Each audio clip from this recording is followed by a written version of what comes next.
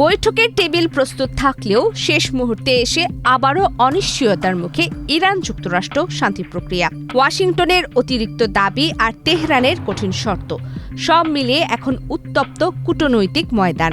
তবে ইরান সাফ জানিয়ে দিয়েছে, আগে রূপরেখা চূড়ান্ত, তারপর হবে আলোচনা। অন্যথায় আর এক মুহূর্তও সময় নষ্ট করতে চায় না তারা। যুক্তরাষ্ট্রের সাথে দ্বিতীয় দফার বৈঠকের আগে এবার কঠোর অবস্থান নিল ইরান। দেশটির উপপররাষ্ট্রমন্ত্রী সায়েদ খাতিবজাদে স্পষ্ট ভাষায় জানিয়েছেন, আলোচনার আগে একটি নির্দিষ্ট সমঝোতার রূপরেখা চূড়ান্ত করতে হবে। যতক্ষণ না এই রূপরেখা চূড়ান্ত হচ্ছে, ততক্ষণ পরবর্তী বৈঠকের কোনো তারিখ নির্ধারণ করবে না তেহরান।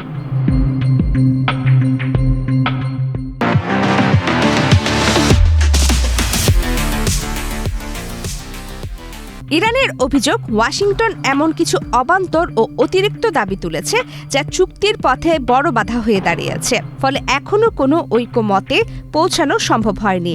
ইসলামাবাদে দুই দেশের প্রথম দফার শান্তি আলোচনা ফলপ্রসূ না হলেও পাকিস্তান হাল ছাড়ছে না। তেহরান তাদের নতুন শর্তগুলো পাকিস্তানি মধ্যস্থতাকারীদের মাধ্যমে হোয়াইট হাউসে পৌঁছে দিয়েছে। আধা সরকারি সংবাদ সংস্থা তাসনিম নিউজ জানিয়েছে, দীর্ঘ এবং অর্থহীন আলোচনা করে ইরান আর সময় নষ্ট করতে চায় না। হয় সমাধান, না হয় আলোচনা বন্ধ, এমনই এক বার্তা দিচ্ছে দেশটি।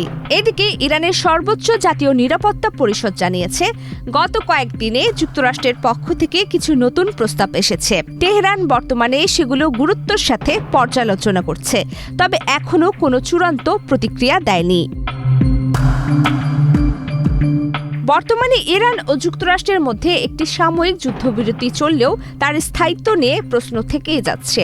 মধ্যপ্রাচ্যে শান্তি ফিরিয়ে আনতে পাকিস্তান কি পারবে দুই পরাশক্তিকে পুনরায় আলোচনার টেবিলে বসাতে, নাকি আবারও ভেস্তে যাবে সব আয়োজন? পুরো বিশ্বের নজর এখন তেহরানের পরবর্তী বার্তার দিকে। প্রমিতি কিবরিয়া ইসলাম, বাংলাদেশ প্রতিদিন।